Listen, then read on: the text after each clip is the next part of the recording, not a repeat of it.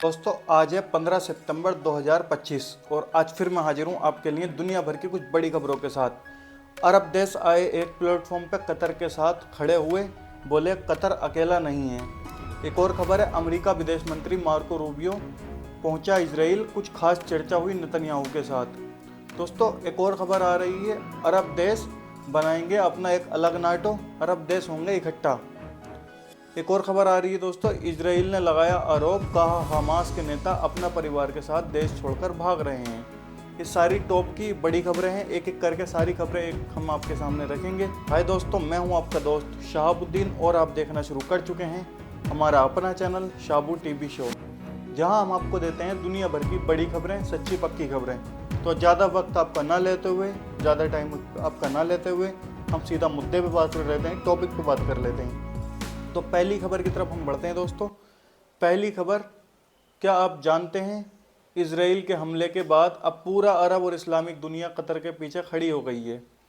ये सिर्फ एक हमला नहीं बल्कि पूरे मिडिल ईस्ट की राजनीति को हिला देने वाला मामला है। चलिए मैं पूरी रिपोर्ट आपको डिटेल से बताता हूँ, तफसील से पूरी खबर आपके सामने रखता हूँ। दरअसल पिछले हफ्ते जो इजराइल ने कतर में मौजूद हमास को निशाना बनाते हुए एक बड़ा हमला किया था। इस हमले में हमास के 5 सदस्य मारे गए थे, लेकिन उनमें कई बड़े नेता बच गए थे। इसके बाद कतर पर दबाव बढ़ गया, क्योंकि इजराइल का कहना है, इजराइल ने कतर से कहा था या तो हमास के नेताओं को निकालो या सजा दो, वरना हम खुद कार्रवाई करेंगे। ये बोला था इजराइल ने, नेतन्याहू ने यानी। इसी बीच कतर को अकेला ना दिखाने के लिए सोमवार यानी मंडे को कल दोहा में अरब इस्लामिक देशों को का इमरजेंसी शिखर सम्मेलन बुलाया गया। इसमें अरब लीग और ओआईसी यानी ऑर्गेनाइजेशन इस्लामिक कॉरपोरेशन के देश भी शामिल थे, उनको भी इसको सब में शामिल किया गया।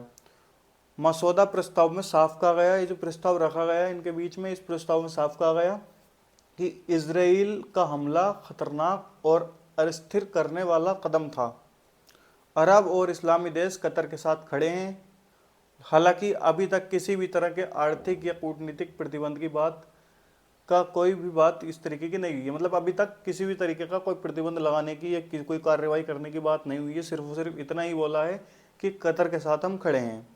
अब बड़ा सवाल ये है, क्या अरब और इस्लामी देश सिर्फ बयानबाजी तक सीमित रहेंगे, सिर्फ बयानबाजी ही करेंगे, या फिर बाकी में इजराइल के खिलाफ मिलकर कोई एक्शन लेने वाले हैं, कोई सख्त कदम उठाने वाले हैं? ये आने वाला वक्त तय करेगा। लेकिन इतना तय है कि कतर अब अकेला नहीं है, पूरा अरब और इस्लामी जगत उसके पीछे खड़ा है दोस्तों। अब हम अपना रुख करते हैं आज की दूसरी टॉप की बड़ी खबर पे, और ये भी काफ़ी इंपॉर्टेंट खबर है आपके लिए सुनना। अगर आप यहाँ तक बने हुए हैं तो यहाँ से छोड़कर मत जाना वीडियो को दोस्तों, क्योंकि ये खबर भी बहुत इंपॉर्टेंट है। दोस्तों इजराइल और कतर के बीच हमले के बाद अब पूरी दुनिया की नज़रें एक नई मुलाकात पर हैं। जैसे मैंने आपको कल एक खबर बताई हुई थी, अमेरिका का जो विदेश मंत्री मार्को रूबियो गया था इजराइल पहुंचा, लेकिन ये दौरा सिर्फ दौरा नहीं बल्कि बड़े सवालों और शक के घेरे में है। चलिए ये पूरी रिपोर्ट मैं आपको अच्छे से बताता हूँ, पूरी रिपोर्ट अच्छे से हम कवर करते हैं, ये क्या मामला है। रूबियो रविवार यानी संडे को इजराइल पहुंचा। उसी समय इजराइल सेना ने उत्तरी गाजा पर जबरदस्त हमले किए, कई ऊंची इमारतें जमीन पर गिरा दी और कम से कम 3 फिलिस्तीनी मारे भी गए। रूबियो ने कहा वो इजराइल से ये समझना चाहता है गाजा में आगे की क्या योजना है इजराइल की, खासकर तब जब पिछले हफ्ते कतर में हमास नेताओं पर हमला हुआ था। इस हमले के संघर्ष विराम और बंधकों की रिहाई की कोशिश को लगभग खत्म कर दिया।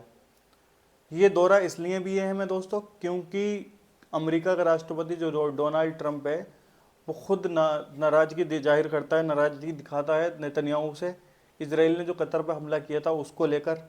दूसरी तरफ संयुक्त राष्ट्र जो यूएन है, तो यूएन में अगले हफ्ते फिलिस्तीन राज्य की मान्यता पर बड़ी बहस होने वाली है और उसकी बैठक होने वाली है अगले हफ्ते, जिसमें नेतन्याहू पूरी तरह उसको खारिज करता है और बाकी देश मान्यता देते हैं।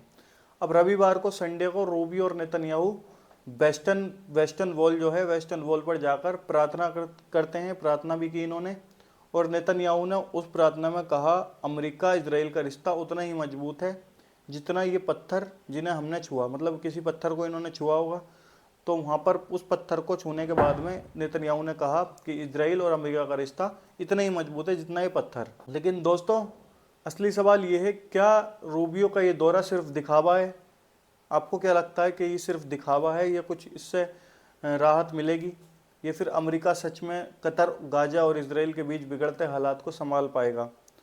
मुझे तो लगता है कि शायद दिखावा ही है, बाकी कोई कुछ कह नहीं सकते। आप भी अपनी राय कमेंट में ज़रूर रखना, क्योंकि सच्चाई ये है कि हर नया हमला शांति को और दूर धकेल देता है। दोस्तों, ये मामला अब सिर्फ इसराइल और गाजा का नहीं रहा, बल्कि पूरी दुनिया की राजनीति इसमें उलझ चुकी है। जी हाँ दोस्तों, अब हम अपना रुख करते हैं आज की तीसरी बड़ी खबर की तरफ, और ये भी काफ़ी इंपॉर्टेंट खबर है।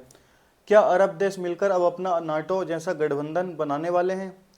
कतर पर इसराइल के हमले के बाद पूरा मिडिल ईस्ट खोल रहा है, और कतर के प्रधानमंत्री ने ऐसा बयान दिया है जिसने सबको चौंका दिया है। चलिए ये रिपोर्ट भी मैं आपको अच्छे से एक्सप्लेन करता हूँ, डिटेल से बताता हूँ क्या ये मामला है दोस्तों, क्या ये खबर है।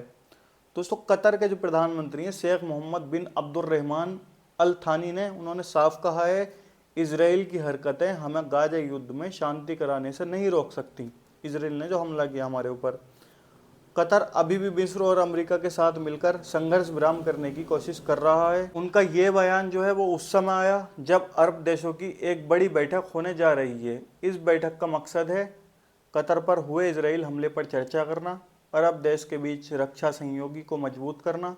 खबरों के मुताबिक ऐसा माना जा रहा है कि मिस्र अब एक नाटो जैसा अरब इस्लामिक गठबंधन बनाने की सोच रहा है।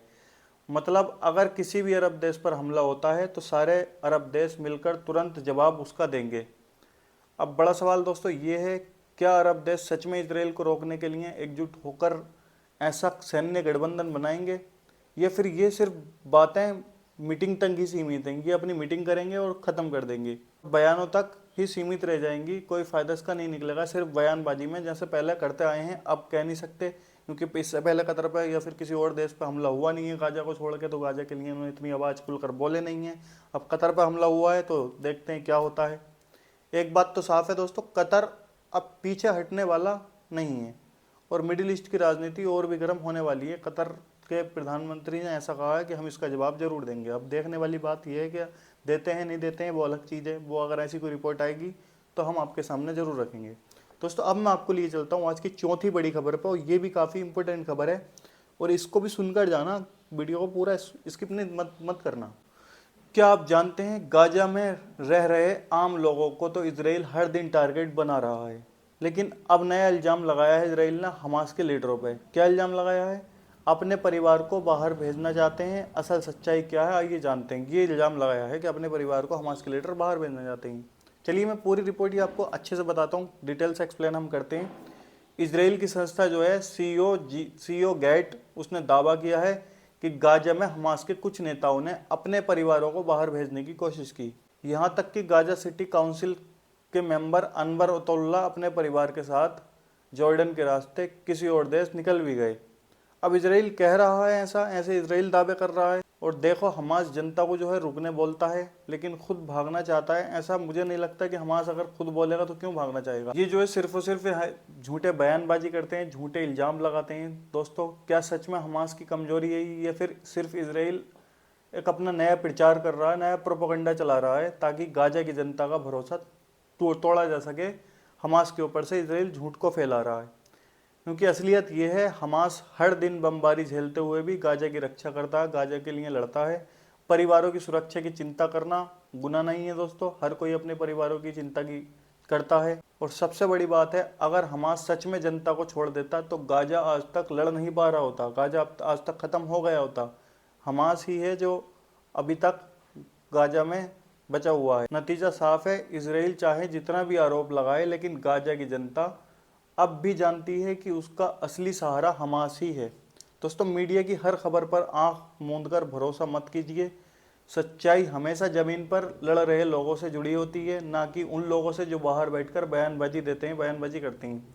अगर आप भी गाजा की आवाज़ दुनिया तक पहुंचाना चाहते हैं तो वीडियो को लाइक करें और शेयर करें ज़रूर, और चैनल को भी सब्सक्राइब कर लें। तो ये थी दोस्तों आज की कुछ बड़ी खबरें जो एक एक करके हमने आपके सामने सारी खबरें रखी। हम बताते हैं आपको वो सच जिसे दिखाना बहुत ज़रूरी है। अगर आप भी सच्चाई देखना चाहते हैं और दुनिया के हालात को अपनी असली नज़र से समझना चाहते हैं तो चैनल को सब्सक्राइब जरूर कर लें, सच देखने के लिए, सच सुनने के लिए और सच को फैलाने के लिए। जुड़ जाइए हमारे साथ, मिलते हैं अगले वीडियो में, तब तक अपना ख्याल रखिए।